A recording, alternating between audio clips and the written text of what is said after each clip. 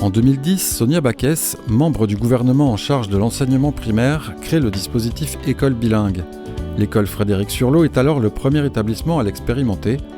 En 2022, ce dispositif reste un des engagements forts de la mandature actuelle. L'école Guy-Chamorro à Nouméa est ainsi le 8e établissement scolaire en province sud à rejoindre le rang des écoles bilingues. Il y a les serpents ici en Nouvelle-Calédonie. Ce jeudi 22 septembre, des enseignantes anglophones ont rendu visite aux élèves. Un échange qui, à terme, doit permettre de créer des liens avec des écoles australiennes. Alors en fait, c'est extrêmement enrichissant. On a eu la chance d'avoir un groupe d'enseignantes australiennes qui enseignent, elles, le français dans le Victoria et qui ont souhaité visiter une école et assister à des leçons, on va dire, à la française. Donc on les a accueillis avec grand plaisir. On en a accueilli 4 à l'école, une matinée. On a échangé ensuite avec elles sur la façon d'enseigner, est-ce qu'elle est différente en Australie ou qu'en Nouvelle-Calédonie, etc. Et donc ça, c'est très riche. Elles ont apporté aussi plein de choses pour les élèves en classe, des petites vidéos de leur école en Australie, des petites lettres en français écrites par leurs élèves pour se présenter. Donc ça permet de lancer un partenariat entre notre école et peut-être d'autres écoles en Australie. Et ça donne des situations vraiment authentiques de communication pour nos élèves. Et c'est ce qui fait que ça prend tout son sens d'apprendre l'anglais. Chaque enseignant des écoles bilingues suivra une formation certifiante sur le territoire. Les enseignants pourront ainsi se remettre à niveau et se perfectionner, puis ils suivront des formations en immersion en Australie durant les vacances scolaires. Donc c'est notre première année de bilingue.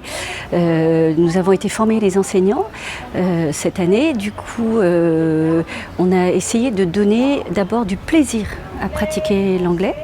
On s'est rendu compte que tous les élèves étaient très très partants. Sans distinction, il n'y a pas d'enfant en difficulté, tout le monde repart à zéro et justement on casse tous ces statuts d'élèves en difficulté en particulier. Ils ont vraiment du plaisir à pratiquer, ils n'ont pas la pudeur qu'on peut avoir nous les adultes, les peurs. Donc oui, c'est vraiment un apprentissage auquel tous adhèrent. Donc nous, ça nous est facile de l'enseigner. Même intérêt du côté australien. Pour Bryn, qui a fait le déplacement pour la première fois en Nouvelle-Calédonie, si ces échanges permettent d'améliorer l'apprentissage des langues, c'est surtout une ouverture vers le monde à faire dès le plus jeune âge. Oui, en Australie. Mes collègues et moi, nous sommes ici pour améliorer notre français et pour maintenir les relations, les rapports entre nos écoles en Australie et les écoles ici en Nouvelle-Calédonie. Parce que l'école Guy-Chamorro va enseigner l'anglais et nous voulons enseigner le français. Donc, pour avoir un échange, sera fantastique pour les deux écoles. En province sud, ce sont plus de 2000 élèves à profiter de ce dispositif mis en place par la DRES, la Direction de l'éducation et de la réussite. Ce dispositif est encadré par la Direction de l'enseignement de la Nouvelle-Calédonie, avec un objectif commun, renforcer cet enseignement qui permet d'améliorer le niveau scolaire dans son ensemble. On sait que l'apprentissage d'autres langues permet d'améliorer l'apprentissage des autres disciplines, pas uniquement de la langue en elle-même, mais aussi des maths, des sciences, etc. Puisque, pour faire très court, le traitement de l'information est plus rapide quand on connaît deux langues et qu'on sait switcher entre les deux. Donc forcément, on va traiter l'information plus rapidement, quelles que soient les connaissances qu'on souhaite acquérir. L'anglais est enseigné en moyenne à raison d'1h30 par semaine pour les écoles ordinaires. Dans le cas des écoles bilingues, l'enseignement se fait la moitié du temps en français, l'autre moitié en anglais, c'est-à-dire plus d'une douzaine d'heures par semaine.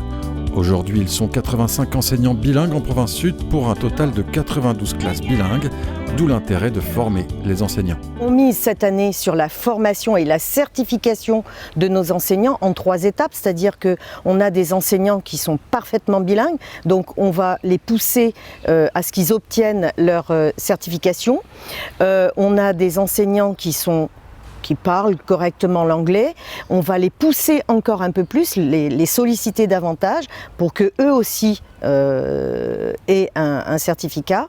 Et ensuite, on a des enseignants qui ne sont pas bilingues aujourd'hui et sur la base du volontariat, mais on sait qu'on a des enseignants qui sont partants pour cette aventure, je vais dire, et donc cela, eh bien, il y aura un peu plus de formation, soit en visioconférence, soit sur le territoire, et après ça se termine terminera en Australie avec le certificat adéquat.